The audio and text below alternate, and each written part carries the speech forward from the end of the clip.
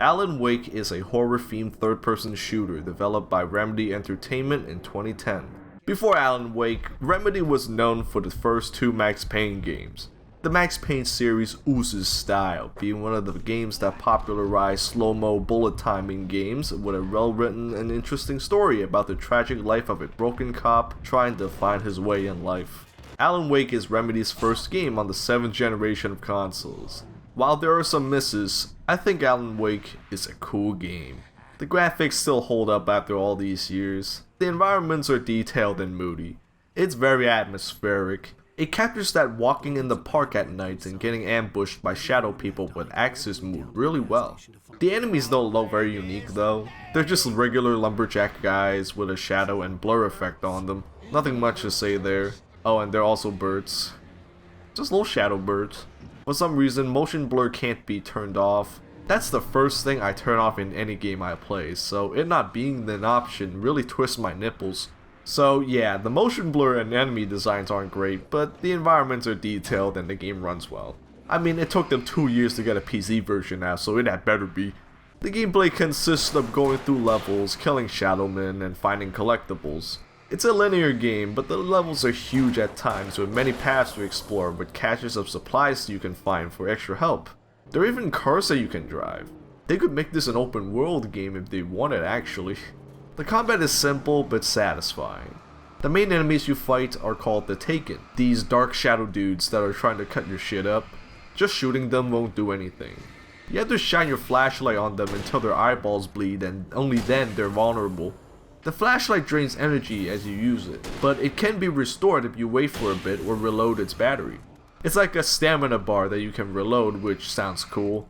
For weapons, you got your revolver, 2 types of shotguns, a rifle, a flare gun acting as a grenade launcher of sorts, regular flares for crowd control, and flashbangs acting as grenades.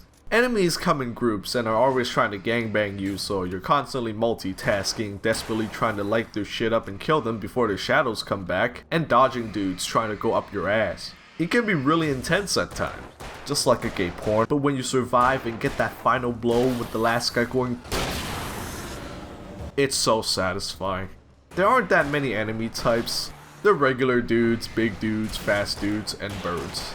That's right, even birds want a piece of that ass, so you gotta be careful. The combat is fun overall, but I do have some complaints. For the enemies, there are also these cursed flying objects that fly at you, which are annoying as fuck. They can be huge, so you need some distance to dodge them. And they don't just hurt you, they also push. So if you're near a cliff or bridge with the ground collapsing, you're most likely fucked. There's a bit of a delay when shooting, which can feel a bit off. The dodge window for attacks is weird, to me at least. I'm used to dodging attacks at the last moment, but that doesn't seem to work here. You have to start dodging as soon as the enemy starts swinging, which is fine, but I prefer if it's any time before the attack hits instead of just right after they start swinging. I hope that makes sense. Usually when a fight starts, you get a wide angle view of where the enemies are coming from, so you can plan for a bit. But sometimes the game doesn't do that for some reason, and you get cucked for it. One of the ways to get story is by collecting manuscripts. Manuscripts give you more context on past events and give a bit of character development for the characters. They're short too, so it doesn't hurt to read them. But man, they pop up way too often. Like every 5 minutes or so you find one and it drags down the flow of the game. You don't have to read them, they're optional, but why not have Alan read them during gameplay upon collecting one? He already does when you go into the pages themselves, so why not treat them like audio logs? Would have been better for the flow. There were a couple of occasions where you have to fight along an AI companion. Sarah was fine, but that first guy? Fuck him. He can't shoot for shit. Okay, so in this section, you don't have a gun, so you have to rely on this guy to kill enemies. He aims like a fucking drunk trying to take a piss, and he doesn't prioritize the closest enemy before the others. I died a couple of times because of this asshole. The AI definitely needed more time in the oven. Thank fuck that section was short though. Overall, the gameplay is challenging and fun, but it has some flaws. There's not a lot in terms of replayability either. No weapon upgrade system or shit like that, so unless you want to collect all the manuscript pages, it's a one and done game. The story is about Alan Wake, a famous writer going to Bright Falls with his wife Alice for a vacation to recover from his writer's block. He goes into a diner to get the key and address to his cabin from a guy, but instead some creepy old bitch comes to give him the key and address. Needless to say, that was not the key nor address to his cabin. At the cabin, Alice tells Alan to get the electricity going because she's afraid of the dark. Later, Alice calls Alan into the bedroom to show him something. Instead of a steamy fuck session, Alan is greeted by a typewriter instead. Alice said that it might be good for Alan to just brute force his writer's block, and that she also arranged a creator therapist session with a Dr. Hartman. With his dick no longer hard, Alan storms out of the cabin, angry.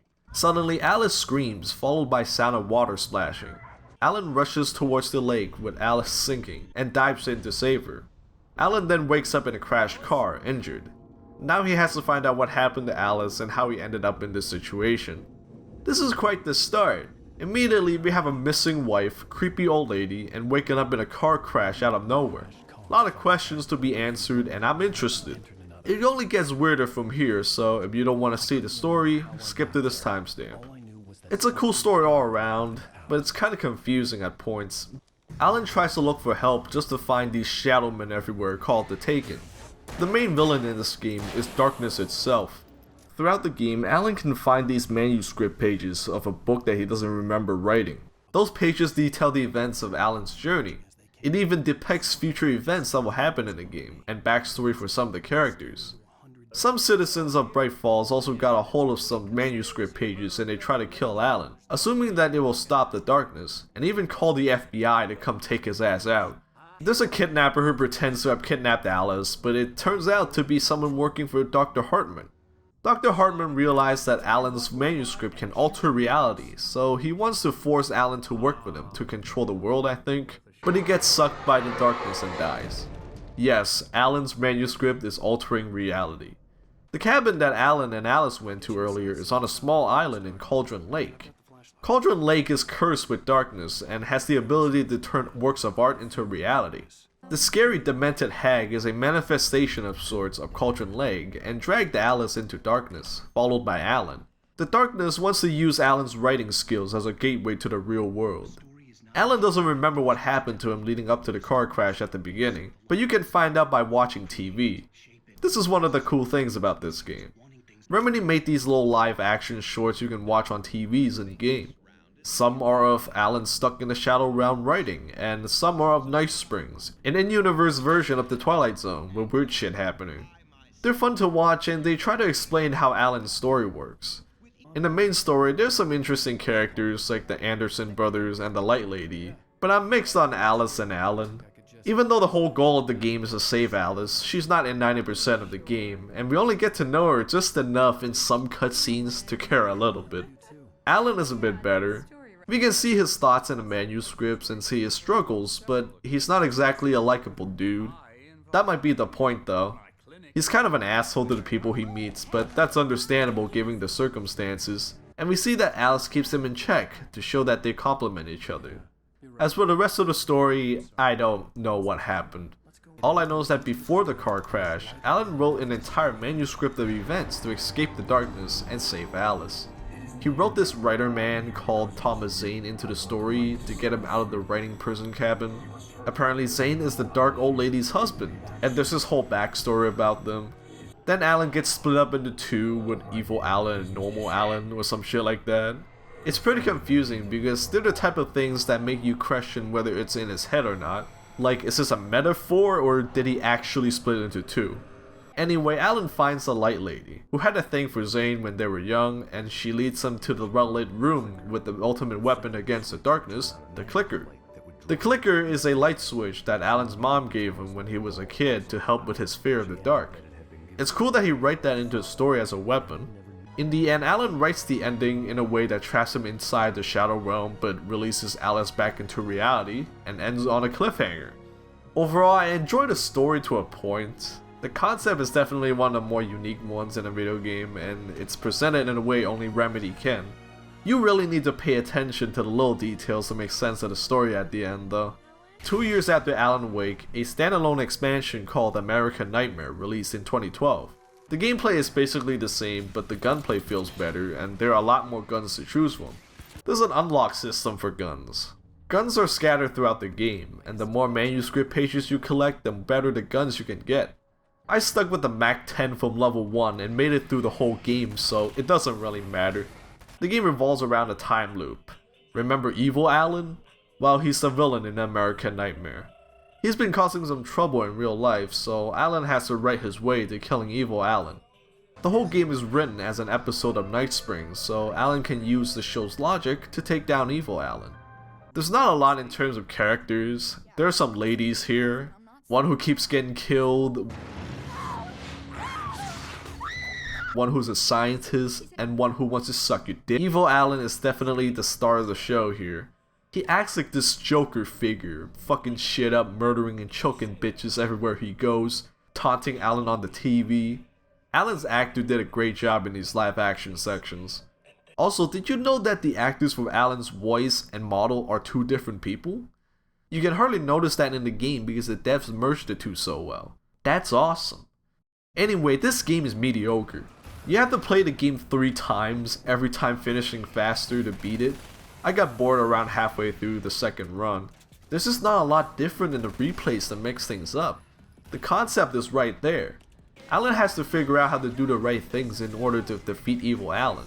The player could figure shit out, gaining new information every time they fail to use in the next run, with each run faster with story beats. This could have been a game like The Outer Wilds or Majora's Mask, but shorter. To be fair though, there weren't many time loop games back in the early 2010s to take inspiration from, but that potential, man. Anyway, Evil Alan gets flashbanged, normal Alan gets back together with Alice, and they lived happily ever after. The end. Except it's not, because this is a spin-off and it's not canon. So yeah, it's okay if you want more Alan Wake. But with Alan Wake 2 coming soon, there's not a lot of reasons to play American Nightmare nowadays. Alan Wake is a cool game. The graphics and atmosphere still holds up. The gameplay is fun, but there's not a lot of replayability unless you want to collect all the manuscript pages. The story is really interesting, and so are some of the characters, but it got a little confusing in the end. This is overall a solid package, hard in the shaft. Get it on a sale and go for a playthrough. Not American Nightmare though, you can skip that one. There's a remastered version of the main game, but on PC it's only available on the Epic Games Store. And it looks like Alan Wake 2 is gonna be an Epic exclusive as well. Hope the Steam version is coming soon. One can only hope now. But meanwhile, we have other Remedy games to play. Thanks for watching, slap a like and subscribe. See you next time whenever that is. Later.